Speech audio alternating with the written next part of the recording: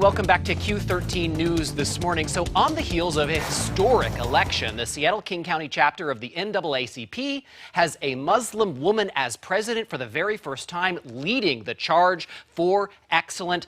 Sadiqa Sakin, newly elected president here. We are so excited to have you this morning. I mean, really, this is a groundbreaking role. First, congratulations. Thank you. We appreciate you taking time. Undoubtedly, though, you're stepping into some really big shoes here. This is a storied organization. Yes. What's it like to be the first Muslim woman to lead this local organization? Well, first of all, it's like exciting. Yeah, absolutely. I'm like, wow. Right? But when you think about it and I calm down, it's still surreal. So I'm still processing the fact that I'm here.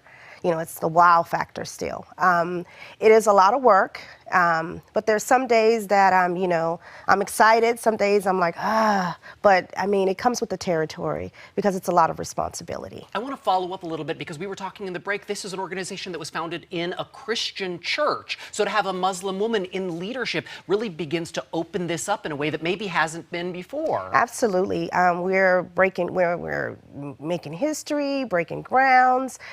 We're changing things. We're progressive. The organization is moving forward. It's been around 110 years, 106 here. It actually was started by a woman here in Seattle. So that's exciting too. Carrying on that legacy. Absolutely. And you're going to have your first LGBTQ board member, yes, coming on very soon. That's a big Absolutely, deal too. yes. Let's talk about this week. It's been a painful week in Seattle with this, racist proposal in the Issaquah School District. Your organization reached out to that district and said, hey, can we help, basically? Absolutely, yes. And you've had conversations with them? Yes, we actually have a meeting for next week. They've been very proactive in getting on top of this, so we really appreciate that. And so, it's about education, so we're going to come together and figure out how we can work this and educate better on the issues in the Issaquah School District. Absolutely. In Seattle, we like to think we are enlightened, open-minded, and that racism is not a thing.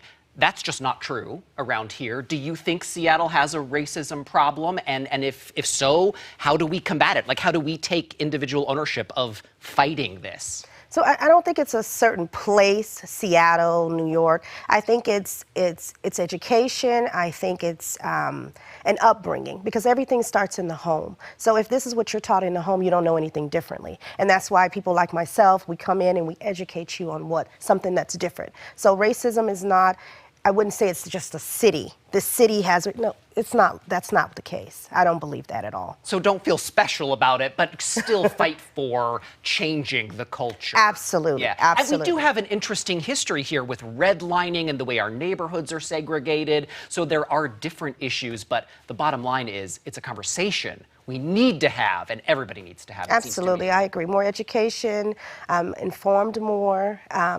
Working and supporting organizations that are on the front line, like the NAACP.